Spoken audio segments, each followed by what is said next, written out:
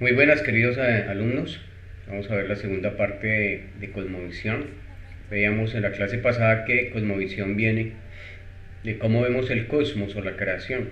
Y la creación constituye todo lo ordenado, todo lo que hizo Dios, tanto en el cielo como en la tierra.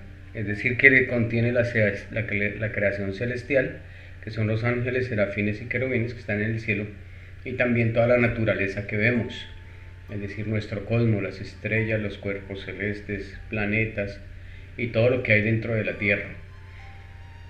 Y cómo vemos toda esa creación y todo lo que nos rodea y todo lo que vivimos.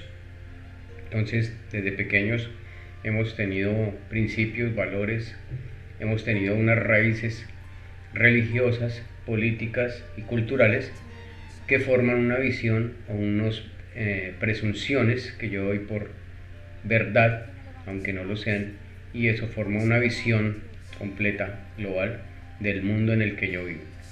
Entonces hay tres diferentes cosmovisiones que vamos a ver hoy y vamos a ver cómo predominan algunas de ellas dentro de nosotros. En 1840, Greeley dice que la sociedad perfecta se consigue mediante una política de un gobierno ilustrado.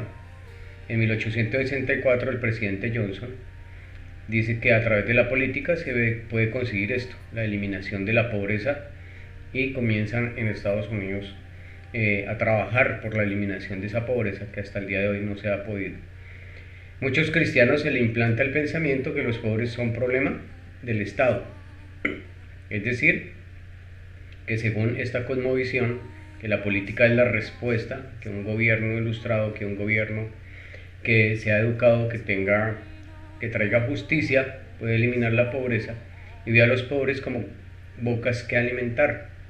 Y entonces los cristianos, que antes practicaban obras de misericordia, el cristianismo se distingue por dos fuertes. El primer fuerte pues es el evangelio, es predicar el evangelio de Cristo, enseñar la palabra de Dios y practicar las disciplinas espirituales.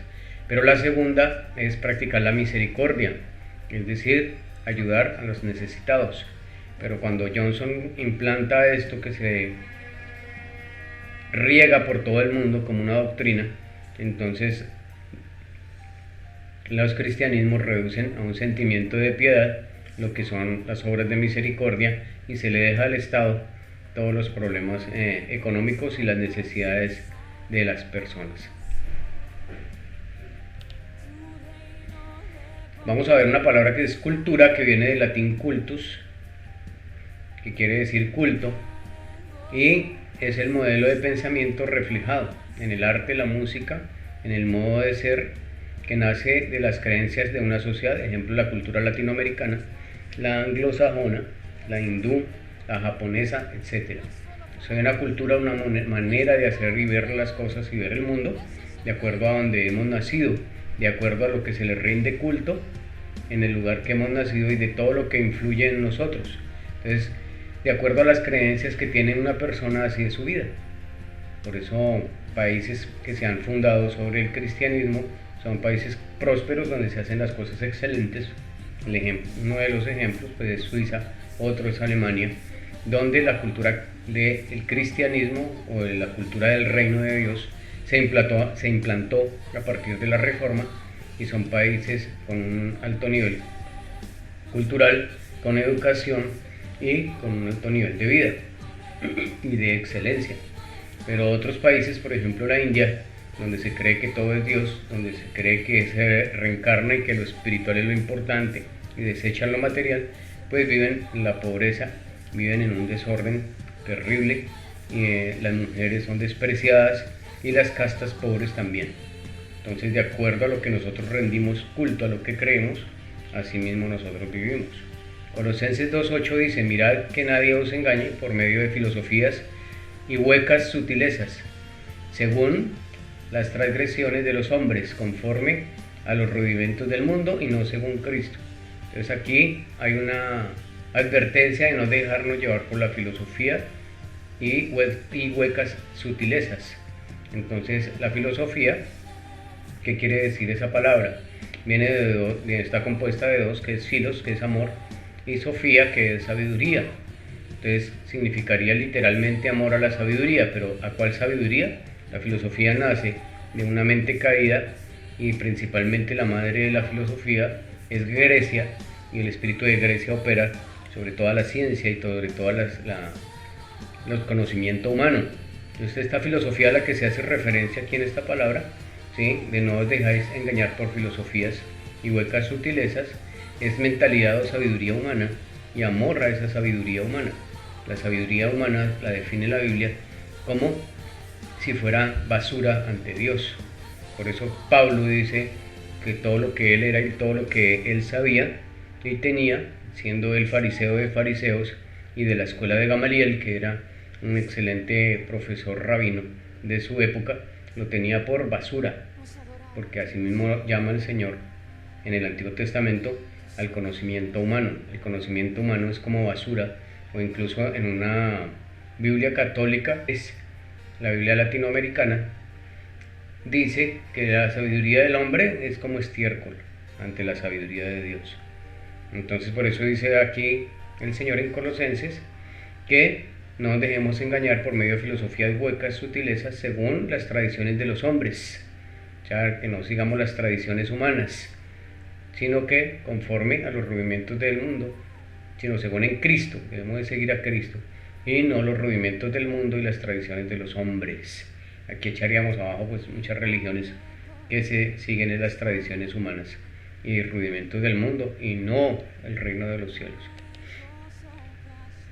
Las ideas tienen consecuencias, entonces de acuerdo a como nosotros pensamos, así vamos a tener consecuencias, que son los frutos de nuestras ideas.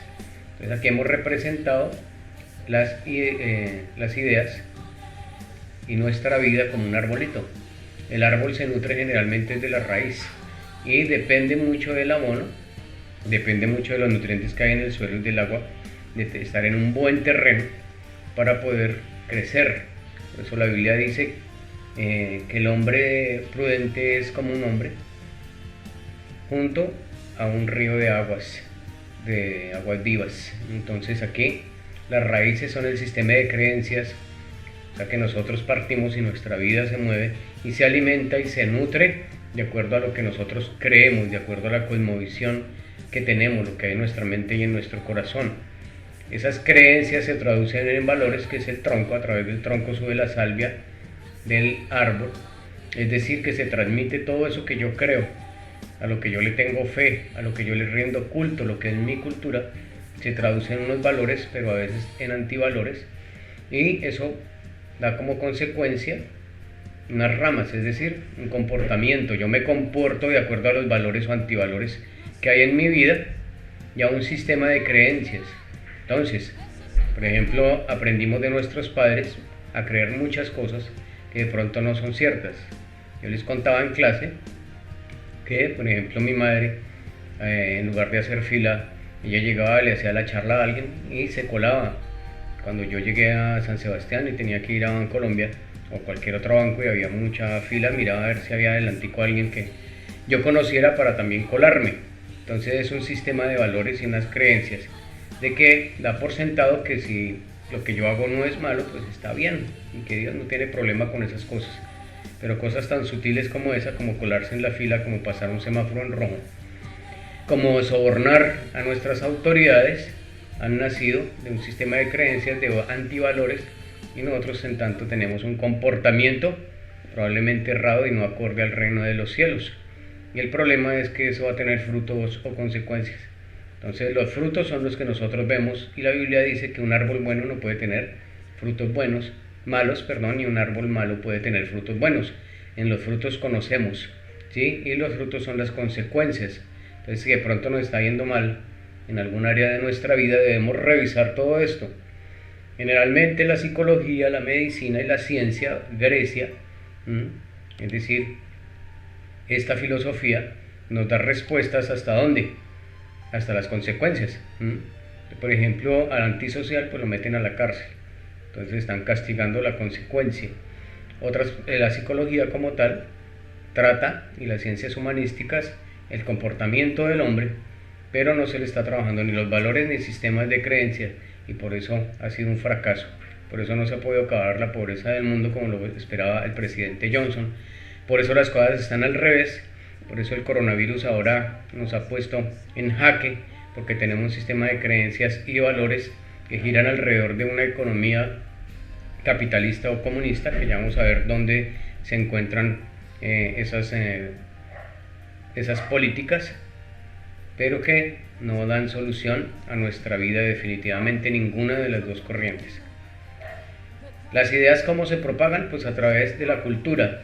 Entonces, generalmente los intelectuales, que son las personas que tienen poderes religiosos y filosofía, escriben libros, sientan principios y creencias que generalmente las personas que hacen arte, como la música principalmente, pero también la pintura, el teatro y todas las artes, llevan hacia los profesionales, que son los que están en los altos rangos. Entonces aquí se hace una tendencia, o sea, los cantantes y las personas que hacen arte se convencen de lo que los intelectuales han pensado, lo toman como un sistema de creencia, y su comportamiento es llevarlo y expresarlo a través del arte, y los profesionales terminan aceptando eso, convirtiéndolo en leyes, en política y trayéndolo a la economía.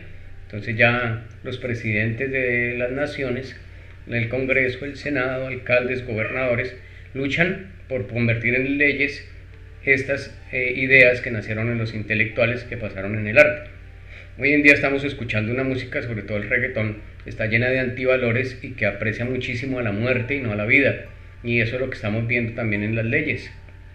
Nos damos cuenta que tenemos una tendencia política a aprobar el aborto, a aprobar el LGTBI como si fuera algo normal, a convertirlo en cultura.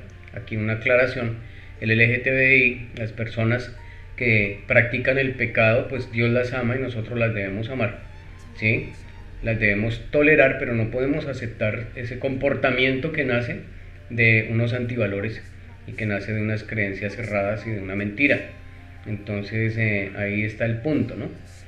Y aquí se quiere ver como algo normal, como algo bueno, que no tiene ningún problema, que es simplemente una preferencia de una persona, y quieren llevar a lo popular y incluso a la educación la idea de que los niños desde pequeñitos pueden decidir si son niños, si son niñas, o si son animales, o lo que se les ocurra hacer.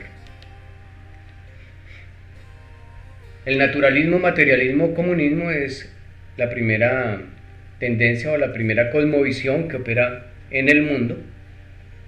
Se basa en varios principios, las verdades del naturalismo. Dice que lo espiritual no existe, o sea que Dios no existe. Entonces de ahí vemos que el comunismo se enfrenta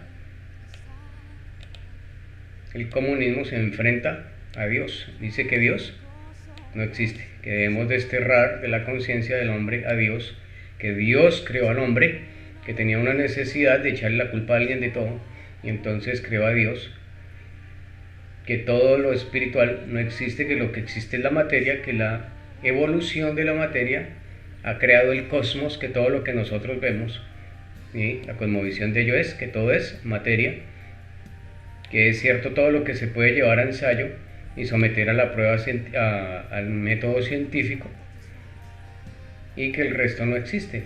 Entonces ahí entraríamos a dudar de muchas cosas, porque por ejemplo el amor, entonces el amor no existe, porque todo es materia, ¿no? O el amor sí tendríamos que materializarlo para poder creer en él. Todo es regido por leyes naturales y principios de la física. Entonces todo lo que no se somete a estos principios de la física, que no es comprobable científicamente, pues no es verdad. Entonces sus sentimientos, por ejemplo, no existen, ¿sí? Simplemente producto de neurotransmisores que están en su cerebro y que lo hacen sentir como se siente. El cosmos nace del caos. Entonces se cree que una singularidad, que es un punto pequeño como el que le estoy dibujando, que aquí estuvo toda la energía y toda la materia que existe en el mundo, y eso explotó, comenzó a expandirse, ¿cierto? Es la teoría del Big Bang. Y luego de moléculas que se formaron en los planetas, aquí comienza a evolucionar la materia de plasma a partículas subatómicas, luego atómicas, luego moléculas complejas, y de las moléculas complejas salieron microorganismos, y de esos microorganismos, organismos más complejos, hasta llegar al hombre. Eso se llama evolución. pero pues hasta el día de hoy no se ha comprobado que una especie se convierta en otra. Entonces lo que se ha visto es que hay adaptaciones, que el ser humano se ha venido adaptando y que los animales se adaptan a su medio, pero se llama adaptación. Pero no se ha visto, por ejemplo, que un pájaro se convierta en serpiente o que se convierta ni siquiera en otra clase de pájaro, porque incluso entre las mismas aves se cruzan solamente con las de su misma especie, género y especie. Entonces uno no ha visto que un colibrí, por ejemplo, se cruce con una paloma. Eso no se ha visto. Ni que una paloma se convierta en una especie nueva. Entonces la evolución está por confirmarse. Ellos dicen, y toman los homínidos, muchos homínidos, entre ellos los chimpancés y otros macacos, dicen que son familiares nuestros y que hay una línea que divide al hombre de la evolución anterior, ya que hay un salto donde el hombre se convierte en Homo sapiens, pasa de ser un homínido a Homo sapiens y le crece mucho su cerebro, pero ese cambio lo llaman eslabón perdido porque está bien perdido y nunca lo van a encontrar, porque el hombre fue hecho a imagen y semejanza de Dios y tiene algunas variantes anatómicas que no tiene ningún otro ser sobre la tierra. Por ejemplo, tenemos dos agujeros aquí en el cerebro por donde salen unas venitas que dan la vueltica y entran al cuello y refrigeran nuestro cerebro. Ningún otro ser sobre la tierra tiene eso, y para que eso se fabrique pues es como complicado. Entonces por eso ningún otro ser que habite sobre la tierra seca puede tener un cerebro de la capacidad que tenemos nosotros, porque el cerebro se recalentaría, sería incompatible con la vida, subiría a unos 45, 50 grados y moriría. Entonces ese eslabón perdido está bien perdido, y la evolución pues no es cierta, es una cosmovisión falsa, aunque suena bien lógica, tanto que la mayoría de nosotros creímos, y sobre todo los que estudiamos alguna ciencia, porque como la ciencia es hija de Grecia, entonces esta idea de Darwin vino hasta nosotros y se instaló como una cosmovisión, como una verdad que dimos por sentado muchos científicos, y yo mismo tuve como problemas con eso cuando me convertí al cristianismo, hasta que vino una revelación a mi vida que me demostró que la evolución no era probable ni posible. Por lo que le estoy explicando, una especie jamás cambia, ni se ha visto que una especie se convierta en otra especie, y tanto es la diferenciación que ni siquiera una especie se puede cruzar con otra, y cuando se puede hacer, como sucede por ejemplo con los burros y los caballos, surgen machos o mulas que ya no se pueden reproducir, o sea, para ahí. O sea, hay un sistema de freno que no deja evolucionar, que no deja cambiar una especie a otra. El cosmos nace entonces del caos y el hombre evoluciona de los primates. Entonces en eso se basa principalmente el materialismo, y se manifiesta en la política como el comunismo, que dice que todos, como todo es materia, como nosotros somos boca y estómago, entonces hay una cantidad de recursos naturales limitados que debemos cuidar para no acabar, pero se cuida no teniendo más población. Entonces, por ejemplo, en China es prohibido tener más de un hijo. Pareciera que el coronavirus lo aprovecharon los chinos para dejar morir muchos chinos y bajar la población de su mismo propio país. O sea, eso les beneficia para su economía, porque entre menos bocas, más recursos naturales. Así ve el mundo del comunismo, y se reparten por igual los recursos naturales, en teoría, ¿no? Porque generalmente el Estado, las personas que toman el poder, se convierten en tiranos y someten a los demás. Eso es lo que sucede en la práctica cuando algún país vive en el comunismo. Otra corriente, la segunda que vamos a ver, es el animismo. Y el animismo se basa en que el mundo está lleno de seres espirituales animados, ¿sí? Entonces todo tiene espíritu. Hay dioses, demonios, ángeles, brujas. Lo real es lo espiritual, y lo material no importa, ¿sí? Entonces no importa si usted prospera o no prospera, o vive pobre, rico, como sea en la tierra, arrastrado, si estudia o no estudia.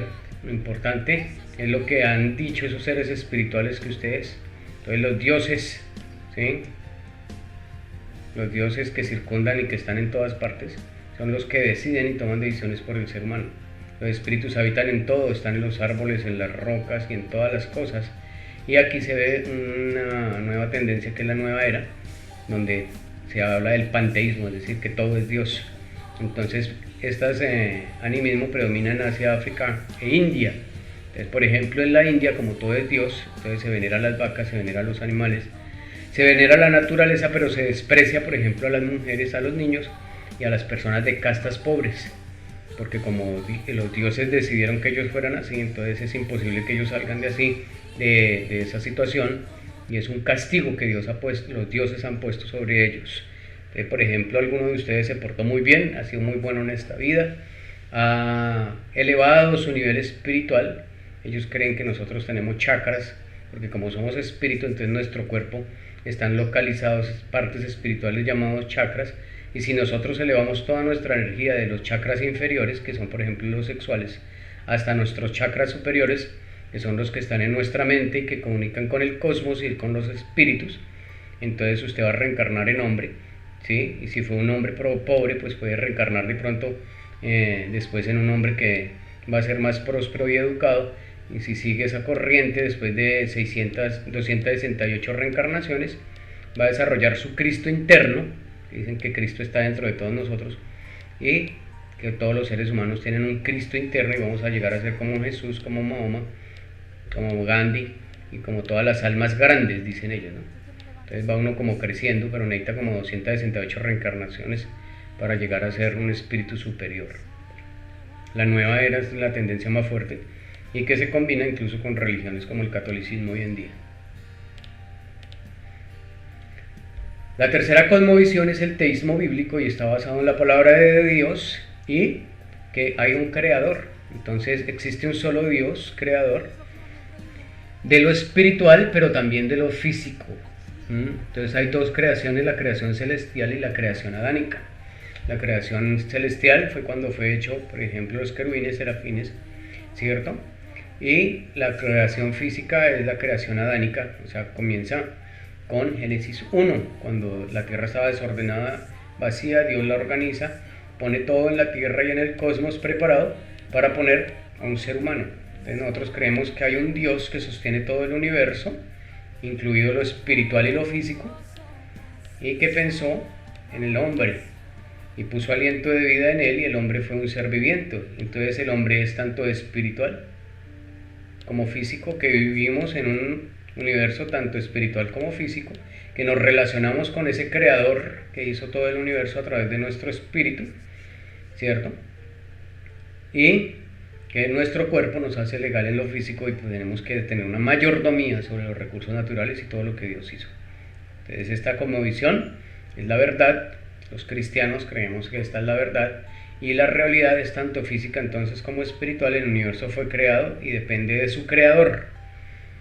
Los seres humanos somos creación e imagen y semejanza del creador, y somos tanto espirituales como físicos. Entonces Dios es un Dios soberano que tiene soberanía sobre el universo, sobre todo lo que está en el cielo, la tierra y debajo de ella, pero nosotros somos responsables de las decisiones que tomamos y de la administración que estamos haciendo. Entre otras, este Dios creador nos está jalando las orejas ahora con el coronavirus para que tomamos conciencia y seamos mejores administradores, pero nos volvamos a Él y reconozcamos que hay un mundo espiritual por el medio del cual nosotros podemos entrar en contacto con nuestro creador, que también es nuestro Padre.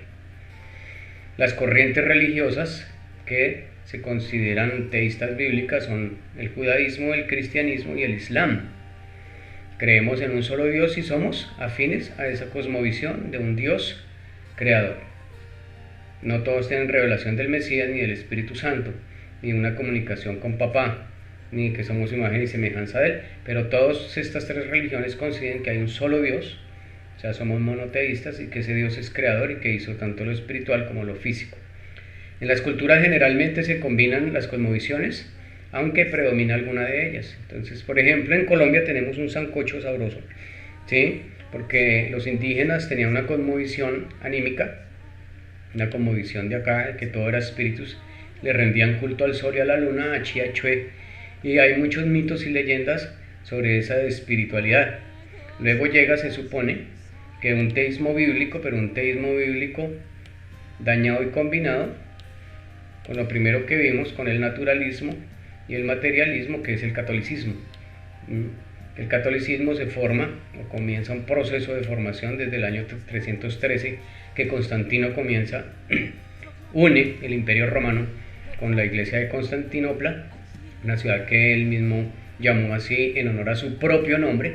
Entonces ya vemos el corazón de Constantino como era, un hombre egocéntrico, y pone el cristianismo a su servicio y al servicio del imperio romano, es decir, del materialismo. Y entonces poco a poco ese matrimonio entre el materialismo y la cristiandad y el teísmo bíblico forman entonces un sancocho, ¿sí? Y llegan luego a Latinoamérica, donde se unen con el animismo que tenían los indígenas, y esa es la herencia que tenemos hoy en día. Nosotros, antes de conocer al Señor y de tener un teísmo bíblico puro, gracias a la Reforma protestante, entonces, antes de tener este teísmo bíblico basado en la palabra de Dios, tenemos un sancocho entre cristianismo, es decir, entre teísmo, en que hay un Dios creador del cielo y de la tierra, Padre, Hijo y Espíritu Santo, pero combinado con el materialismo que nos trajo el catolicismo. Entonces luchamos y guerreamos por tener más que los demás, la envidia, el egoísmo, la corrupción, todo eso viene de aquí, pero también el animismo. Entonces todavía creemos que haciendo rezos, riegos, practicando brujería, hechicería y muchas cosas diferentes, aunque decimos ser cristianos, creemos en muchos dioses que ya nos trajeron los católicos, y creemos, aparte, pues tenemos animismo también que nos dejaron los indígenas. Entonces con ese sancocho llegamos nosotros a Cristo. Entonces, historia de la cosmovisión. Entonces aquí vemos cuál es la realidad última de cada una de las cosmovisiones, y la realidad última del animismo es que todo es espiritual, que lo material pues no importa, todo es lo mismo, todo es Dios, todo lo que existe es Dios, el hombre es espíritu, el cuerpo simplemente es una manifestación física que no importa, que no interesa. En la naturaleza, de acuerdo a ese animismo, pues depende de los espíritus. Por ejemplo, los mayas, los aztecas, los chipchas y todos los indígenas pensaban que los dioses regían también la naturaleza, que fue la herencia que nos dejaron.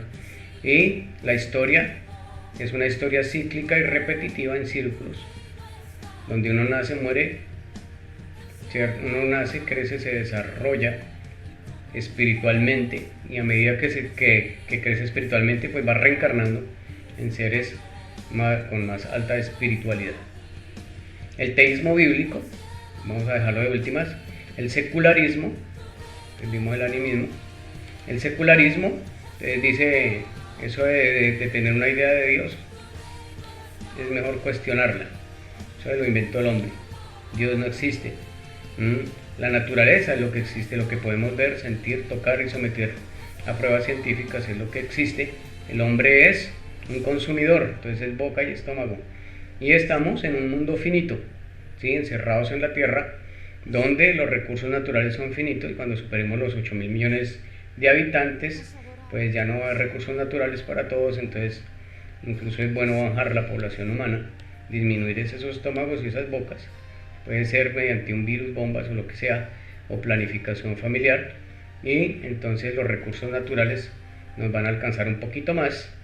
El hombre es como un reloj de arena, ¿sí? La vida es como un reloj de arena, que nace, muere, crece, se reproduce y después fallece y ya no existe más, y ya no hay más vida. El teísmo bíblico entonces es distinto, no es una combinación de los dos. Una combinación de los dos es lo que tenemos la mayoría de latinoamericanos. El teísmo bíblico es diferente porque creemos en un Dios creador de lo espiritual, ¿cierto? Pero también de lo físico, y creemos que lo físico y lo espiritual está ligado, y que funcionan como un todo que hizo Dios, donde Él es soberano, pero el hombre es responsable de administrar lo que Dios le ha confiado, tanto el mundo espiritual, con el que se une a través de su corazón.